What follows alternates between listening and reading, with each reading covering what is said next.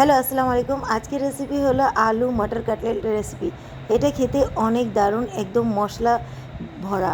তো এখানে নিয়েছি আলু, তারপরে নিয়েছি মশলা, লাল মরিচ ও ধনিয়া গুঁড়া, চাট মশলা, গরম মশলা। আমি উপরে মশলাগুলির নামগুলি লিখে দিয়েছি।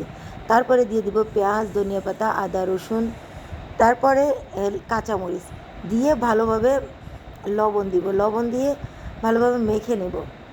তো দেখতে পাচ্ছেন আমি ভালোভাবে মেখে নিয়েছি এটা। তারপরে দিয়ে দেবো লেবুর রস। লেবুর রস দিয়ে আবারও ভালোভাবে মেখে নেব। তো দেখতে পাচ্ছেন আমি একদম ফিনিশিং করে মেখে নেবেন।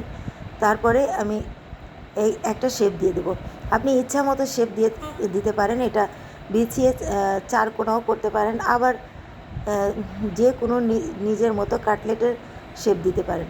তো আমি অরিজিনাল যে কাটলেটের শেপটাও ওইটা দিয়ে দিয়েছি। তো দেখতে পাচ্ছেন এইভাবে হবে, দুই পাশে চোখা করে। আমি ভিডিওতে দেখানো অনুযায়ী এইভাবে করে নেবেন। তো আমার শেপটা দেওয়া হয়ে গিয়েছে। এখন আমি এটাকে ছুরি দিয়ে, দেখতে পাচ্ছেন উপরে নিজের মতো করে ডিজাইন বানিয়ে নেবেন।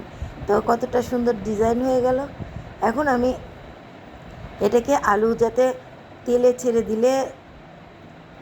ছেড়ে দিলে আলুটা ছুটে না যায়, এজন্য আমি এটাকে ময়দা নিয়ে নিলাম। ময়দা নিয়ে একটু লবণ দিয়ে পানি দিয়ে এটাকে গুলিয়ে নেব ভালোভাবে। আমি ময়দা আর পানি দিয়ে একদম ফিনিশিং করে, যাতে কোনো লাম্পস না থাকে, এইভাবে গুলিয়ে নেবেন। তো দেখতে পাচ্ছেন আমি গুলিয়ে নিয়েছি। তারপরে এই কাটলেটগুলো এখানে দিয়ে দিলাম। দিয়ে দেওয়ার পর এখন এই কাটলেটগুলো এখন আমি সবগুলোকে কোট করে নেব এটার উপরে। কোট করে নিয়ে এইভাবে, তো দেখতে পাচ্ছেন, আর চামচ দিয়ে আলতোভাবে কোট করবেন। তারপরে কড়াইয়ে নিব তেল। তেল দিয়ে গরম করে নিয়ে এই কাটলেটগুলি এখানে দিয়ে দিব। তারপর এটাকে লাল লাল করে এপিট ওপিট 3-4 মিনিট ভাজলেই কিন্তু হয়ে যাবে। তো দেখতে পাচ্ছেন আমি এইভাবে সুন্দর করে দিয়েছি।